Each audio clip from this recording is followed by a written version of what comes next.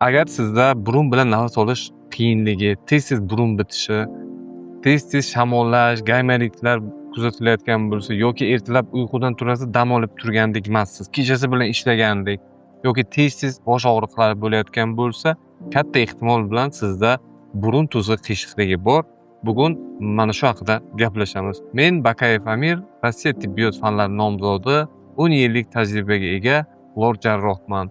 Burun tuzi qiyshiqligi adabiyotlarda yozilishicha 50% dan 90% odamlarda uchraydi, ko'pincha erkaklarda uchraydi. Burun tuzi qiyshiqligi o'zi nima uchun hosil bo'ladi? Buni bir nechta sabablari bor. Birinchidan tug'ma bo'lishi mumkin, bolaligida yiqilishi mumkin, avtohalokat hisobiga yoki bir urushgan bo'lsa. Lekin eng ko'p uchraydigani bu o'sha fiziologik deyiladi. Burunni o'zi tog'ay qismi va suyak qismi tashkil qiladi.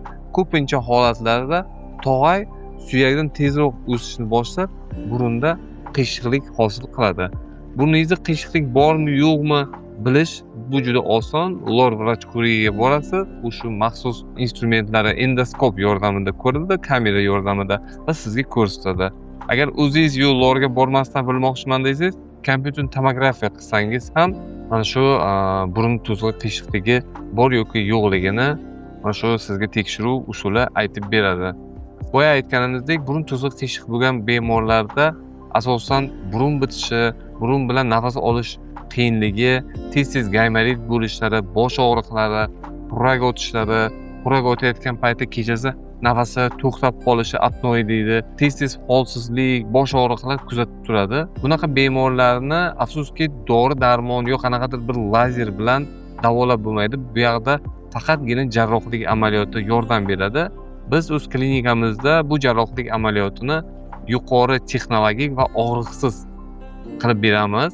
Ko'pincha holatlarda burun operatsiyasi desa, burun operatsiyasi o'tkazgan, avval SSR paytda o'tkazgan odamlar qo'rqib ketishadi. Nima uchun? Chunki u paytlar narkoz bo'lmagan, bu operatsiya mahalliy og'riqlantirish ostida qilingan. Mahalliy og'riqlantirish ostida afsuski to'liq og'riq seza olmaysiz deya olmaymiz, chunki baribir og'riq sezib turasiz. O'sha paytda o'sha burunlarni sindirib olayotgan paytda bemorlar juda og'riq sezgani hisobiga agar bilganimda operatsiya qildirmasdim deyishadi. Hozirgi kunda biz buni yechimini topganmiz.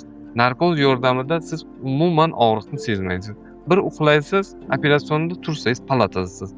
Ikkinchi sababi burun operatsiyasidan qo'rqishni, burunga avval 1,5 metrdan bintni tiqishgan. U bintni tiqqandan keyin u bint 3 kunlab turgan. Burun mana shunday kartoshkada shishib ketgan. Bemorlar umuman nafas olisha olmagan, juda qiynalishgan. Kamida u bintlarni olishda juda og'rigan.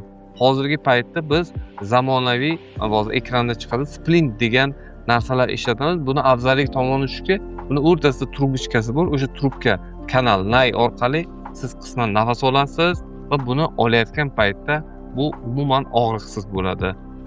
Operatsiya tashqi kesimlarsiz, mana shu burunning ichidan kesiladi, shilla qavat ajratiladi, maxsus kamera endoskop yordamida nazorat qilinib, mana shu burunning faqat qiyshiq tomonlari olib chiqiladi.